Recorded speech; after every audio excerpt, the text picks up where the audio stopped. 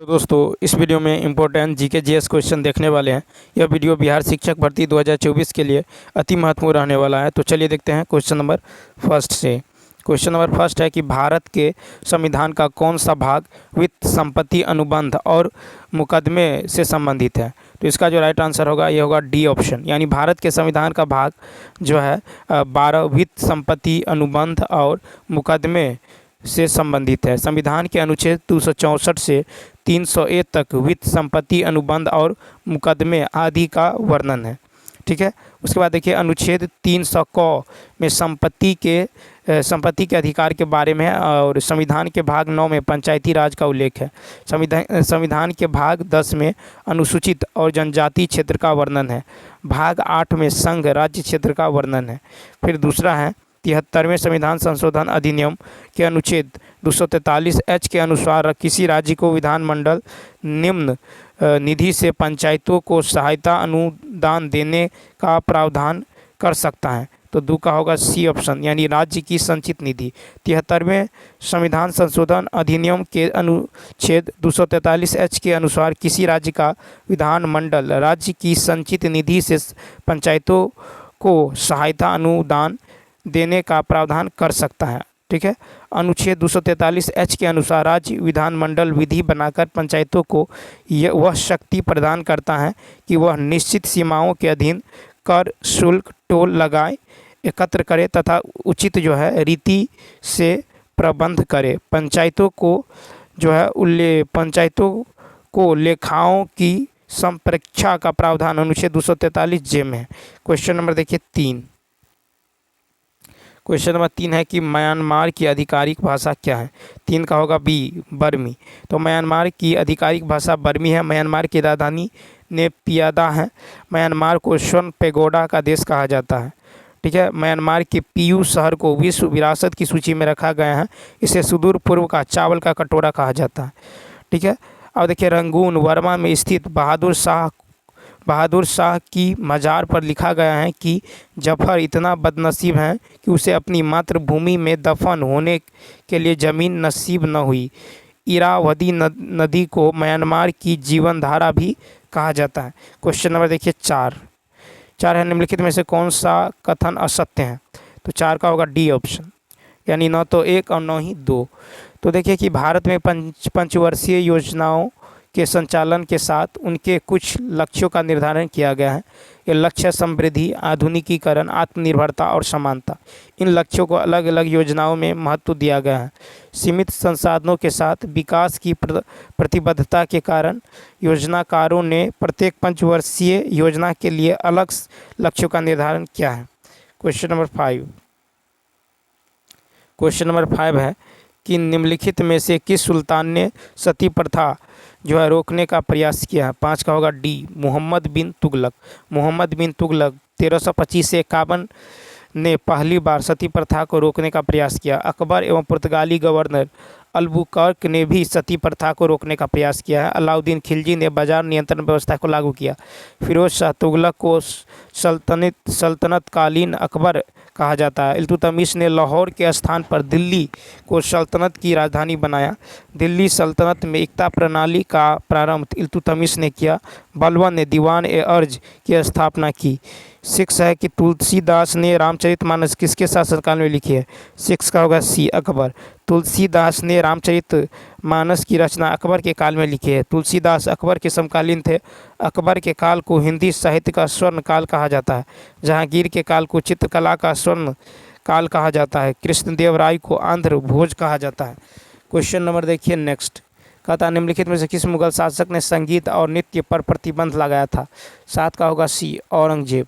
तो औरंगजेब स्वयं वीणा का कुशल वादक था, फिर भी उसने संगीत, चित्रकला, इतिहास लेखन आदि को प्रतिबंधित कर दिया। ठीक है, भारतीय शास्त्रीय संगीत पर फारसी में सबसे अधिक पुस्तकें औरंगजेब के ही शासनकाल में लिखी गई। औरंगजेब इस्लाम धर्म के सुन्नी संप्रदाय को मानता था। उसे जिंदा पीर कहा जाता था। औरंगजेब के सेनापति जय सिंह एवं शिवाजी के बीच पुरंदर की संधि 22 जून 1665 ईस्वी में संपन्न हुई। क्वेश्चन नंबर नेक्स्ट देखिए, नेक्स्ट है कि कहाँ पर प्राप्त अशोक के अभिलेख के निचले भाग में मयूर का चिन्ह अंकित है?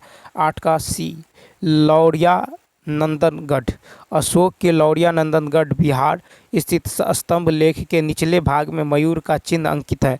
अशोक के इतिहास की संपूर्ण जानकारी हमें उनके अभिलेख से मिलती है। कहता अब तक अशोक के करीब 20 अभिलेख प्राप्त हुए हैं। इन सभी अभिलेखों में 4 लिपियों का प्रयोग किया गया है, ब्राह्मी लिपि, खरोष्टी, ग्रीक एवं अरमाइक। अशोक के अभिलेखों को 3 वर्गों में विभाजित किया गया, शिलालेख, स्तंभ लेख और गुहा लेख। 1837 में सर्वप्रथम जेम्स प्रिंसेप को अशोक के शिलालेख पढ़ने में सफलता मिली। अशोक के बृहत शिलालेख का कुल संख्या 14 है। 13 बृहत शिलालेख और एक पृथक बृहत शिलालेख है। 9 है कि भारत में मुद्रा आपूर्ति की स्थिति के संबंध में कहा जा सकता है कि ए ऑप्शन यानी जनता के पास मुद्रा बैंक में जमा से कम है। तो भारतीय मुद्रा आपूर्ति की स्थिति के संबंध में कहा जाता है कि जनता के पास मुद्रा बैंकों में जमा से कम है। ठीक है। भारत में मुद्रा का मापन M1, M2, M3, M4 के आधार पर किया जाता है। मुद्रा का मुख्य उद्देश्य विनिमय के साधन और मूल्य मापक है। मुद्रा का सर्वप्रथम गुण जो है तरलता है। भारत का प्राचीनतम मुद्रा आहत मुद्रा कहलाता था। Question number next 10। देखिए 10 है कि विकास केंद्र उपागम किस योजना के अंतर्गत अपनाया गया था? तो 10 का डी ऑप्शन, चतुर्थ पंचवर्षीय योजना। चतुर्थ पंचवर्षीय योजना के क्षेत्रीय विषमता को दूर करने के उद्देश्य के साथ विकास केंद्र उपागम की शुरुआत की गई। चतुर्थ पंचवर्षीय योजना की समयावधि 1669 से 74 ईस्वी है। इसके अंतर्गत संसाधन आधारित कार्यक्रम, समस्या आधारित कार्यक्रम, लक्षित समूह उपागम, प्रोत्साहन, दृष्टिकोण आदि विकास केंद्र उपागम के प्रमुख घटक हैं। 11 है कि जो वन चक्रवातों के अवरोधकों का कार्य करते हैं वे वन कौन से हैं? 11 का होगा सी, मैंग्रोव वन। तो डेल्टा प्रदेश में मैंग्रोव वन पाया जाता है जो चक्रवात की गति को रोक देता है। मैंग्रोव वन समुद्र तटीय क्षेत्रों में लवणीय भागों में पाया जाता है। भारत में सुंदर वन डेल्टा के मैंग्रोव वन सर्वाधिक पाया जाता है, जिसमें सुंदरी वृक्ष प्रधानता होती है। सुंदर वन का डेल्टा विश्व का सबसे बड़ा डेल्टा है। मैंग्रोव वन जैव विविधता की दृष्टि से महत्वपूर्ण है। नेक्स्ट है कि पाटलिपुत्र को पोलीवृथा किसने कहा था? 12 का सी, मेगास्थनीज। पाटलिपुत्र को पोलीवृथा मेगास्थनीज ने कहा था। सेल्यूकस निकेटर का राजदूत मेगास्थनीज जो चंद्रगुप्त मौर्य के दरबार में राजदूत बनकर आया था, उसने अपनी पुस्तक इंडिका में पाटलिपुत्र को पोलीवृथा कहा है। हेमंतसांग की यात्रियों का राजकुमार कहा जाता है। हर्षवर्धन के काल में भारत आया। फाहियान चंद्रगुप्त द्वितीय के काल में भारत आया। नेक्स्ट है कि चंद्र ग्रहण के दौरान चंद्रमा पर पड़ने वाली पृथ्वी की छाया को कितने भागों में बांटा गया? 13 का होगा सी, 3। तो देखिए चंद्रयान के दौरान चंद्रमा पर पड़ने वाले पृथ्वी की छाया को 3 भागों में बांटा गया, अम्ब्रा, पेनम्ब्रा और एटम्ब्रा। ठीक है। अब देखिए क्वेश्चन नंबर 14 का था शिक्षा की वर्धा योजना कब लाया गया था? बी ऑप्शन, तो 1937। शिक्षा की वर्धा योजना 1937 में लाया गया था। ठीक है। कब लाया गया? 1937 में। ठीक है। नेक्स्ट क्वेश्चन फिर का था अंतर्राष्ट्रीय ग्रामीण महिला दिवस कब मनाया गया है? 15 का होगा डी ऑप्शन, 15 अक्टूबर। अंतर्राष्ट्रीय ग्रामीण महिला दिवस 15 अक्टूबर को मनाया जाता है। 24 अक्टूबर को UN स्थापना दिवस मनाया जाता है। 31 अक्टूबर को इंदिरा गांधी पुण्यतिथि मनाया जाता है। 14 अक्टूबर को विश्व मानक दिवस मनाया जाता है। 16 अक्टूबर को विश्व खाद्य दिवस मनाया जाता है। 9 अक्टूबर को विश्व डाक दिवस मनाया जाता है। 16 है बोध गया के महाबोधि मंदिर का निर्माण जो है किस काल में हुआ था? 16 का होगा सी ऑप्शन, यानी गुप्त वंश के काल में। क्या होगा? गुप्त वंश। तो बोध गया के महाबोधि मंदिर का निर्माण गुप्त काल के अंत में हुआ। रानी अहिल्याबाई ने गया में विष्णुपद मंदिर का पुनर्निर्माण करवाया। कनिष्क के काल में मथुरा काल और गांधार काल में बुद्ध की मूर्ति का निर्माण करवाया। महाबोधि मंदिर का संबंध महात्मा बुद्ध से मथुरा काल में सर्वप्रथम बुद्ध की मूर्ति बनाई गई है। नेक्स्ट है कि योजना आयोग के स्थान पर नीति आयोग का गठन कब हुआ? A option. तो योजना आयोग के स्थान पर नीति आयोग का गठन 1 जनवरी 2015 में हुआ। नीति आयोग का गठन की घोषणा 15 अगस्त 2014 को प्रधानमंत्री द्वारा किया गया। योजना आयोग का गठन 15 मार्च 1950 में किया गया। नीति आयोग का अध्यक्ष प्रधानमंत्री होते हैं और इसके उपाध्यक्ष को केंद्रीय कैबिनेट मंत्री का दर्जा प्राप्त होता है। ठीक है। नीति आयोग की वर्तमान की संरचना को देखें तो अध्यक्ष है नरेंद्र मोदी और उपाध्यक्ष श्री सुमन के बेरी और मुख्य कार्यकारी अधिकारी CEO है R सुब्रमण्यम। ठीक है। अब देखिए क्वेश्चन नंबर 18 कहता हदीस क्या है। D option. हदीस मोहम्मद साहब के कथनों और उनके जीवन से संबंधित घटनाओं का संग्रह है। कबीर के उपदेश शब्द सिखों के अधिग्रंथ से संग्रहित है। कबीर के वाणी का संग्रह बीजक। तुलसीदास ने रामचरितमानस की रचना की। वाल्मीकि ने रामायण की रचना की। अष्टाध्यायी के लेखक पाणिनि है। रामायण के लेखक वाल्मीकि। महाभारत के लेखक वेदव्यास। अर्थशास्त्र के लेखक चाणक्य हैं। देखिए क्वेश्चन नंबर 19। क्वेश्चन नंबर 19 है कि वर्ण व्यवस्था से संबंधित पुरुष सूक्त मूलतः निम्न में से किसमें पाया जाता है। 19 का होगा सी यानी ऋग्वेद। ठीक है। वर्ण व्यवस्था से संबंधित पुरुष सूक्त मूलतः ऋग्वेद में पाया जाता है। ऋग्वेद के 10वें मंडल में पुरुष सूक्त में समाज को 4 वर्णों में बांटा गया है।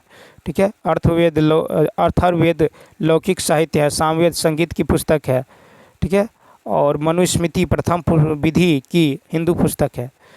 अब देखिए क्वेश्चन नंबर 20 कि बहमनी राज्य की प्रथम राजधानी, तो 20 का होगा बी ऑप्शन।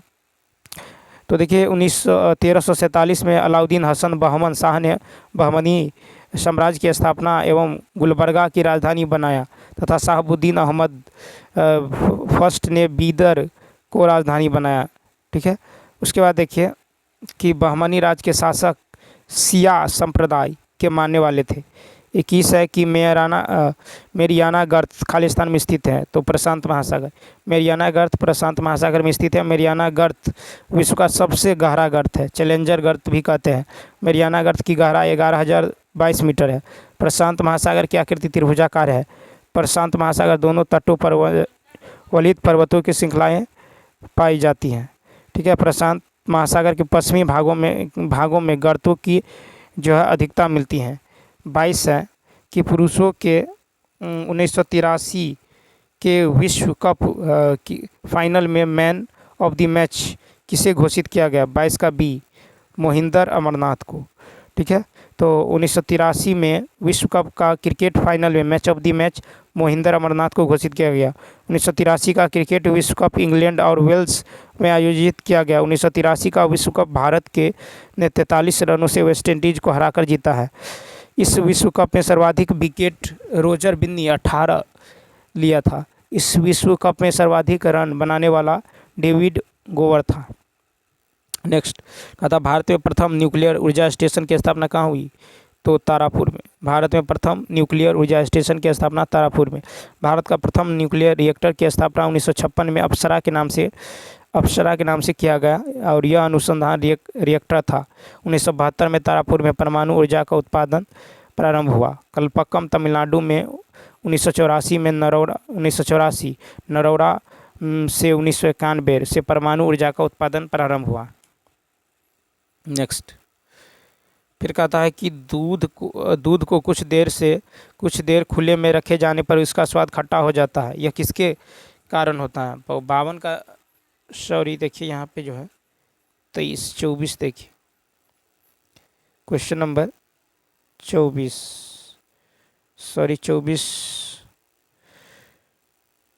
तो है ही नहीं। तो चलिए दोस्तों इस वीडियो में इतना ही। यदि यह वीडियो अच्छा लगा हो तो लाइक शेयर और सब्सक्राइब करना ना भूले। तो चलिए मिलते हैं नेक्स्ट वीडियो में। Thanks for watching.